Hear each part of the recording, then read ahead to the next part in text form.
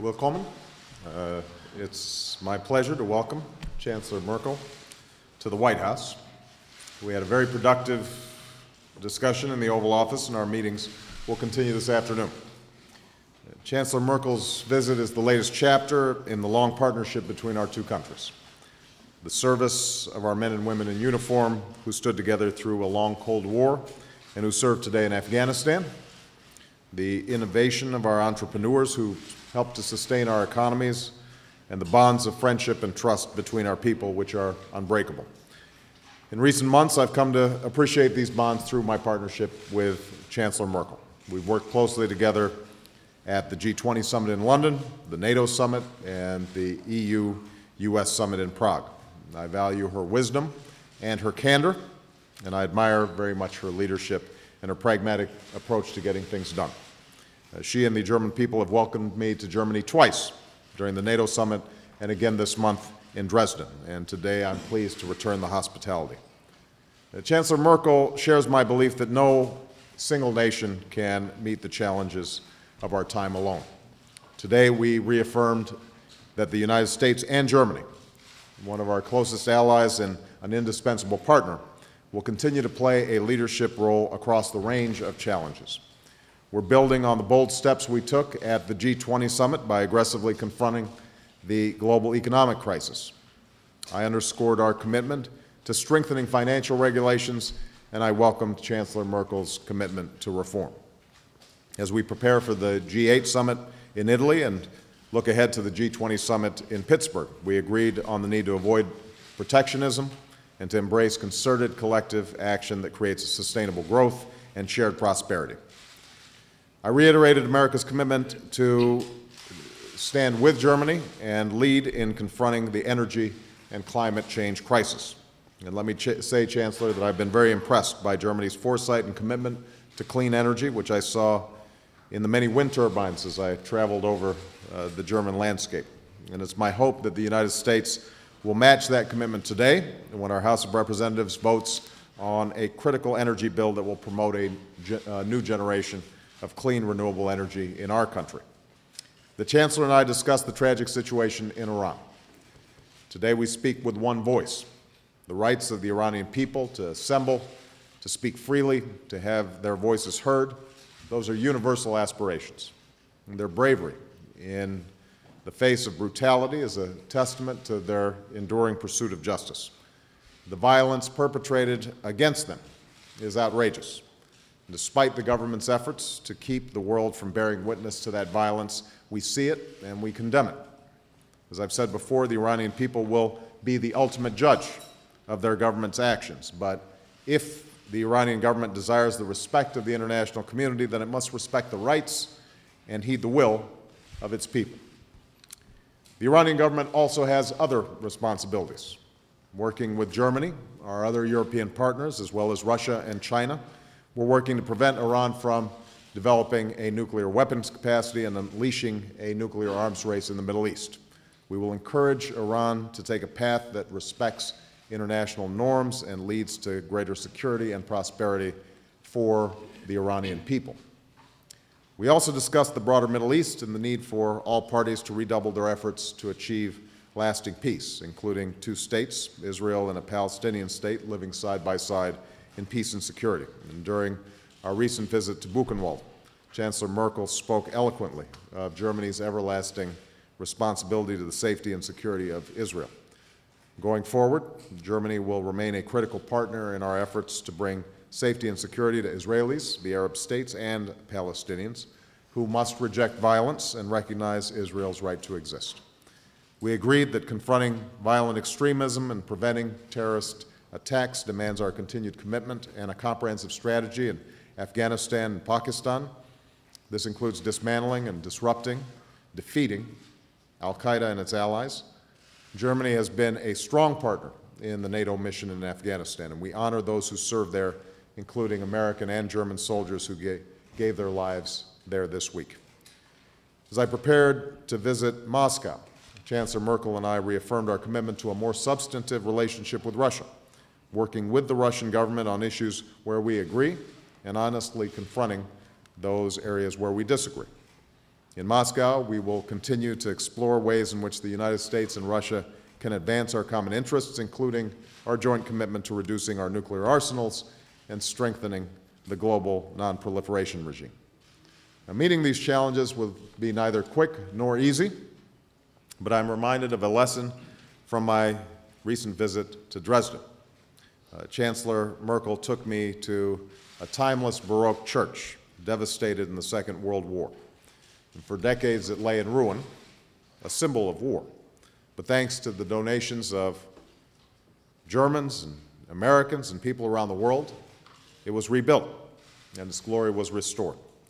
Today it stands as a stunning symbol of what's possible when countries and friends work together. And in that spirit, I want to welcome my friend, Chancellor Merkel. Ja, danke schön. Well, thank you very much. And let me say that we very much like to remember, and when I say we, I mean the whole of the German people. We have very fond memories, I should say, of your visit to Dresden, and also very moving memories of your visit, Mr. President, to the former concentration camp of Buchenwald. We celebrated on the 23rd of May, 60-year anniversary of the Federal Republic of Germany, and we're more than aware of the fact that Germany would not stand as it stands today had not our American friends and partners helped us after the end of the Second World War. But we also know that now, in this 21st century, challenges cannot be met by just one nation going it alone. So we need to stand together, we need to do this together, and in this spirit we conducted our talks. We had a number of issues on our agenda today. I would like to underline that the Iranian people needs to be given the right to peaceful demonstrations, that the Iranian people has the right to have votes recounted and the election results substantiated, that the rights of human beings, of individuals, of citizens are indivisible the world over, and also apply, therefore, to the Iranian people. We have to work to it that the Iranian nuclear program is stopped, that Iran does not get possession of a nuclear weapon. In this context, it is very desirable, of course, that also loomed large on our agenda, that the peace process in the Middle East gains momentum, that there is progress, visible progress here, because that too might send out a positive message to those forces in the Middle East who are not ready to be peaceful. Germany and America will work very closely together on this, just as on questions related to arms reduction and disarmament. We would like to wish you, Mr. President Obama, the best of success during your upcoming visit to Russia. A partnership with Russia is very important for Germany, also important for the European Union, but we have every interest also in seeing a very good relationship between the United States of America and Russia. We need Russia, for example. We need it looking at the problems we have with Iran, and we want to forge a common position wherever possible with Russia, but also with China. We've done that over the years in the format of the United Nations with a number of resolutions that needs to be continued. We dealt with the preparation of the G8 meeting that is upcoming, and also the Pittsburgh meeting of the G20. We're on a good path here. I think there's been progress. You have made very important steps here in the United States as regards to financial market regulation. We in the European Union are also working on that, and in the summer of this year we can then sort of take stock and see where these regulations meet and try to create a level playing field for the rest of the world. That makes it possible to boost competition, but that avoids future crises of this magnitude. We are very grateful that we are also able, together with the United States, to work on principles as to how matters are to be taken into the future after this crisis. But we now have to emerge, obviously, from this crisis, and recovery of our economies is a great precondition for further progress. We talked about climate, just as I did this morning when I was in Congress.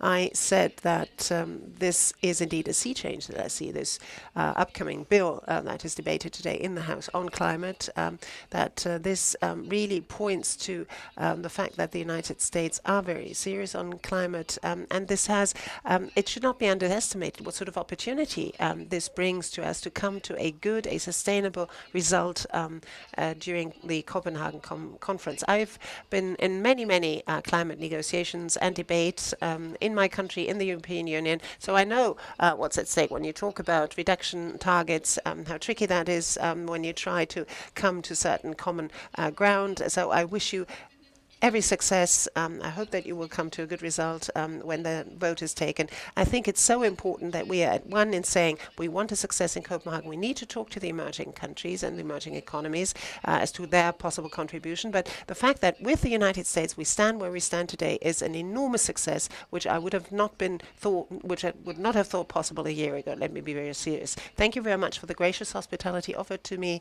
and for the very extensive exchange of views that we were having. We've got time for a few questions, so I'm going to start with Jeff Zelny of New York Times. Thank you, Mr. President. Thank you, Mr. President. A couple weeks ago on Iran, you suggested that there were few differences with Mr. Mousavi and President Ahmadinejad. I'm wondering if the ensuing time since you made those comments have changed your view on that. And will you apologize for interfering in Iranian affairs as President Ahmadinejad suggested you should? Or does he need to apologize for saying that you are, quote, someone like President Bush? And Chancellor Merkel. Well, Jeff, how many questions are you getting in here, brother? I think you got two in, and we want to make sure we give some other folks a chance. Well, first of all, what I said originally was that given the structure of the Iranian government and that power resided ultimately with Khamenei, the supreme leader, and given that there weren't, at that point, significant differences on the core national security interests that we initially had talked about diplomatically, i.e. Nuclear weapons development in Iran, the exportation of terrorist activity, that we could not automatically assume that there would be a huge shift on those particular national security issues, depending on who won that election. I think what's absolutely clear is, over the course of subsequent days, that Mousavi has shown to have captured the imagination or the spirit of forces within Iran that were interested in opening up, and that he has become a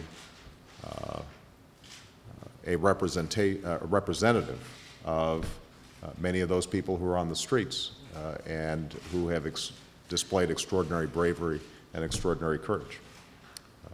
I continue to believe that ultimately it's up to the Iranian people to make decisions about who their leaders are going to be.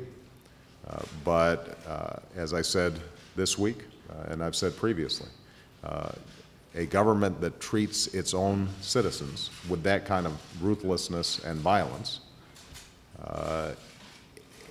and that cannot deal with peaceful protesters who are trying to have their voices heard in an equally peaceful way, I think has moved outside of universal norms, international norms that are important to uphold. And Chancellor Merkel and I share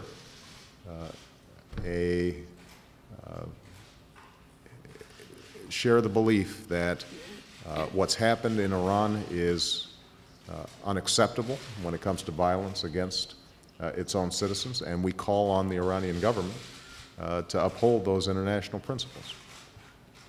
What was the second part of your question there, Jeff?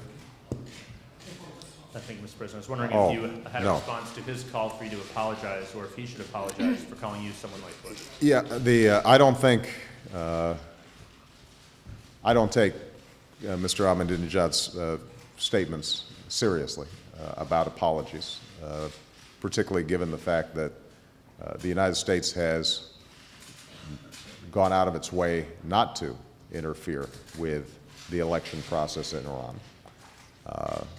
And I'm really not concerned about Mr. Ahmadinejad apologizing to me. I would suggest that Mr. Ahmadinejad think carefully about the obligations he owes to his own people. And he might want to consider looking at the families of those who've been beaten or shot or detained. That's where I think Mr. Ahmadinejad and others need to answer their questions. Okay.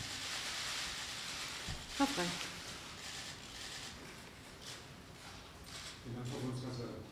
Mr. President, did you talk with the Chancellor about the issue of Guantanamo and the prisoners? What do you expect from Germany? Do you expect that the prisoners can come to our country as they can do to Italy, as Prime Minister Berlusconi promised?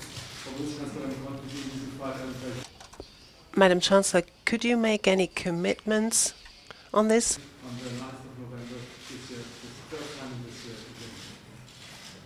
Well, first of all,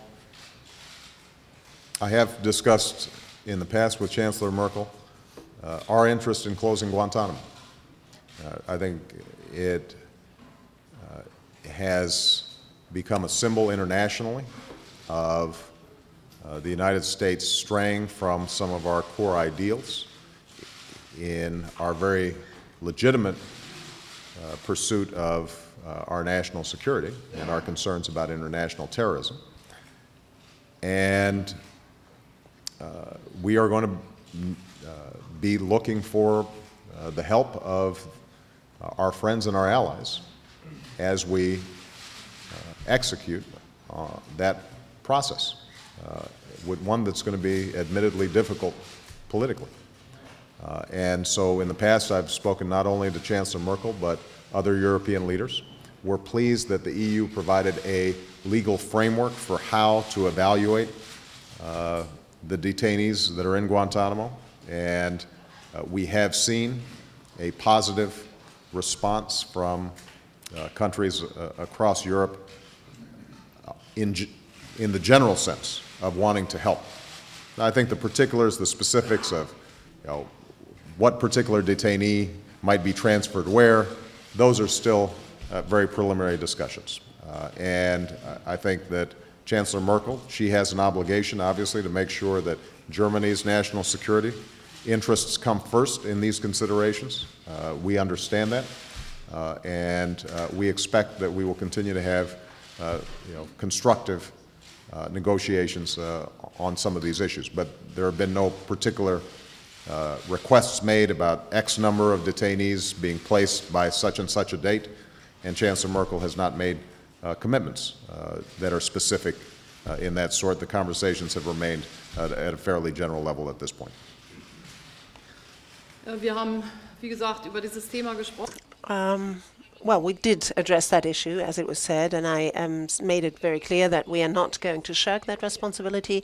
Minister of the Interior is responsible for looking into the matter, and I said that it might be a good idea to continue to have very close contacts to the Home Secretary here in the United States. These contacts are already in existence because, as regards to the question of what is to happen with the former detainees of Guantanamo, is one thing. They were at the beginning of a process. We're discussing that, but let me tell you yet again very clearly, we are not going to shirk that particular responsibility, but it needs to be brought in line, as the President says, with the legal situation we have in Germany. We are showing a constructive spirit, and we will come to a result. I'm confident of that. Gagne? Thank you, Mr. President. Madam Chancellor, a question for each of you. On Iran, do the events of the past few weeks, and even of the past couple of days, indefinitely stall your ability to have any kind of meaningful dialogue with them on the nuclear issue? And frankly, are you just losing precious time on that issue? And then on Iraq, an upsurge in violence, a lot of bombings, a lot of deaths. Does that give you any second thoughts on the coming deadline to pull the combat troops from the cities? Well, on the Iranian issue, I think that we are still waiting to see how the situation in Iran plays out. Obviously, I continue to be deeply disturbed by reports of violence that are taking place there. I continue to call on the Iranian government to deal with people who are peacefully protesting, wanting their voices to be heard in a way that respects international principles. There is no doubt that any direct dialogue or diplomacy with Iran is going to be affected by the events of the last several weeks. And we don't yet know how any potential dialogue will have been affected until we see what's happened inside of Iran. I will tell you, and this was the point that I was making earlier in response to Jeff's question, we have a continuing set of national security interests that are going to have to be dealt with because the clock is ticking. Iran is developing nuclear capacity at a fairly rapid clip. They have been doing so for quite some time.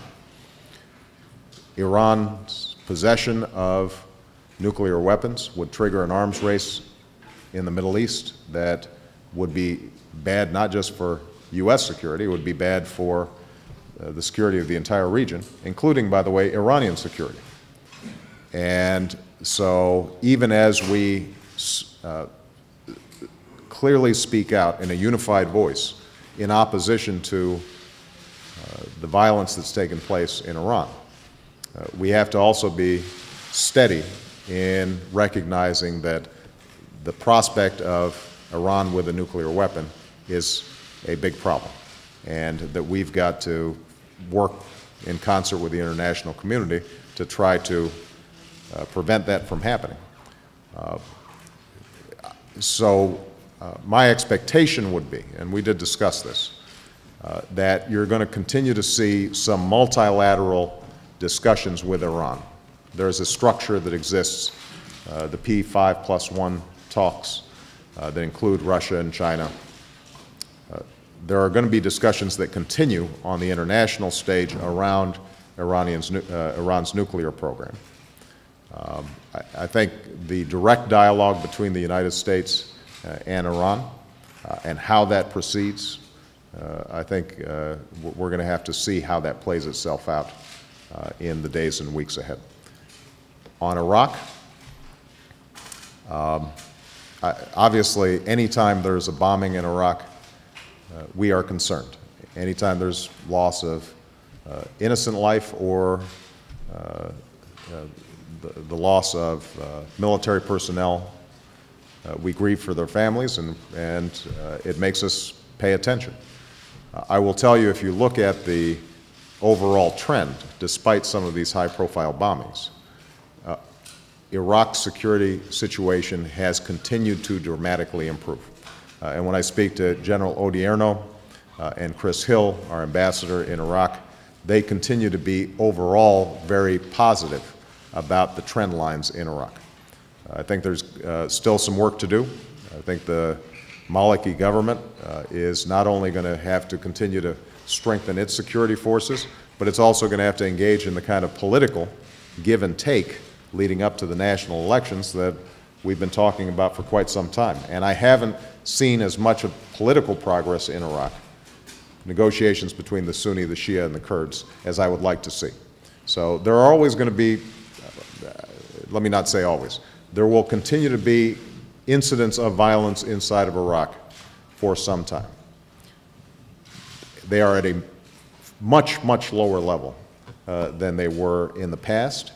I think the biggest challenge right now is going to be less those attacks by remnants of al-Qaeda in Iraq or other insurgent groups. And the bigger challenge is going to be, can the Shia, the Sunni, and the Kurds resolve some of these major political issues having to do with federalism, having to do with boundaries, having to do with how oil revenues are shared. If those issues get resolved, then I think you will see a further normalization of the security atmosphere inside of Iraq. Okay? Was den Iran an On Iran, over the past few weeks, we have seen horrifying scenes, looking at how, for example, the security forces there dealt with demonstrators. We will not forget this, and let me say that we shall do everything in order to identify the exact number of victims, who those victims were, how they dealt with those demonstrators. In this day and age of the 21st century, Iran cannot count on the world community turning a blind eye to this. We are able to see this through images. My own experience from the GDR tells me that it is so important that one knows when one is in such a situation that people somewhere else in the world are knowledgeable of what is happening to you. And irrespective of that, the question that Iran must not be allowed to regain the possession of that weapon is even more important, without bringing, on the other hand, those in Iran who would like to have a different system, bringing them into difficulties. I mean, we would like to have a diplomatic solution to preventing Iran from gaining possession of a nuclear weapon. So I completely agree with the President here. We have to bring Russia and China alongside in order to see to it that this solution is brought about. The more resolve, the more determination we show in doing that, the better our prospects also for the Middle East peace process. And I think we can be successful also on the Middle East process and then be successful in our talks with Iran. Mr. Van Marshall. The microphone of the gentleman isn't working. We cannot translate. Sorry. That's close. Where's Germany's place? And I'm asking for two reasons. You have a half-sister, Alma. She studied in Heidelberg, and I wanted to ask it already when I wrote the biography about your life. Yeah. And what did she tell you about Germany? Has she had any unpleasant experience as an African woman in Germany in the 80s? And the second question, you visited Germany twice, but you broke with the tradition of your predecessors to give interviews to the media of the host country before. Why is this? And how long do we have to wait before you give award a German outlet with an interview? Maybe until November 9th, or will it be a little bit earlier? I would be very interested in that question. And would you like that interview? If this is a commitment, I would appreciate that very, very much. We have to talk about that. You're coordinating your media policy already? Und die zweite Frage an die Kanzlerin. My second question is addressed to the Chancellor. You already made a distinction yourself on climate policy between the House of Representatives and the Senate, but how optimistic are you after the talks you've had here that more stringent rules on climate change will be successful not only in the House but also pass through the Senate? What would be the consequence of that if they're not able to do this before the Copenhagen conference? How then would America deal with this situation? Have you received a reply to this? First of all, in terms of my emotional maps, the times that I've visited Germany have been extraordinary, and I've had a wonderful time. And the people of Germany have, I think, received me with great warmth and affection. Keep in mind that obviously I visited Germany even before I was elected president, and we had a pretty good rally in Berlin. It wasn't bad. And so I will always have, I think, a warm spot in my heart for Germany, in part because of the response and the reaction that I've received from the German people. I will tell you that part of the warmth I feel toward Germany is because I like Chancellor Merkel a lot. I've now dealt with a lot of world leaders, and I think that Chancellor Merkel is smart, practical, and I trust her when she says something.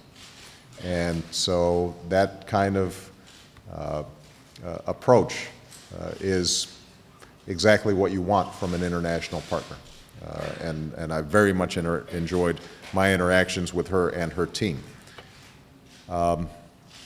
My sister, she obviously had a great time in Heidelberg.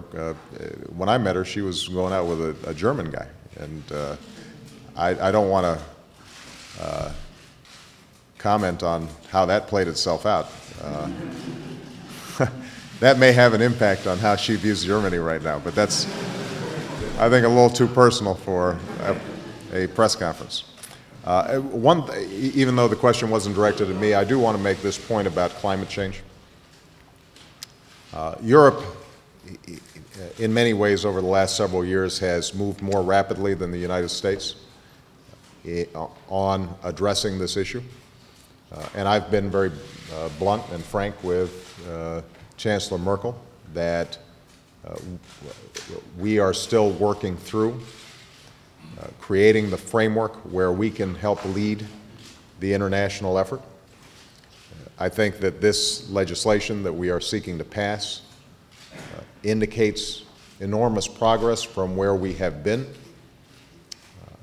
but I think we all recognize that there's going to be more to do, and that the United States is going to have to work with Germany and other advanced economies to make sure that our obligations are clear. And then we're going to have to work with the emerging economies, which have enormous potential for growth, but unfortunately also have enormous potential for contributing to greenhouse gases, so that their obligations are clear. I'm the first one to acknowledge that the United States over the last several years has not been where we need to be. We're not going to get there all in one fell swoop, but I'm very proud of the progress that's being made, and I think that the energy bill that's being debated in the House is an example of that progress. If we can get that framework in place, I'm confident the United States can be an important partner in this process. Ja, Well, you will understand my refraining from commenting in any way on the behavior of members of parliament who, after all, are free in their decisions. That would be totally counterproductive. But I must say that I'm very gratified to note that the President feels 100% committed to this issue, which has become apparent in all of our talks. He wants to see to it that Copenhagen becomes a success. We are both convinced that this question of climate change amounts to much more than just numbers and targets. It means that we take a commitment and shoulder a responsibility for those countries in the world that will be far more heavily affected by climate change, but that we also feel committed to ensuring energy security for our own countries. Dependence on raw materials, on commodities, is also something that can bring us into very unpleasant political dependence. So it's always good to look at new technology to use, for example, when you have finite fuel sources, to deal with them responsibly and economically. And this is something that we've come out very strongly in favor in our own countries, and we do it internationally.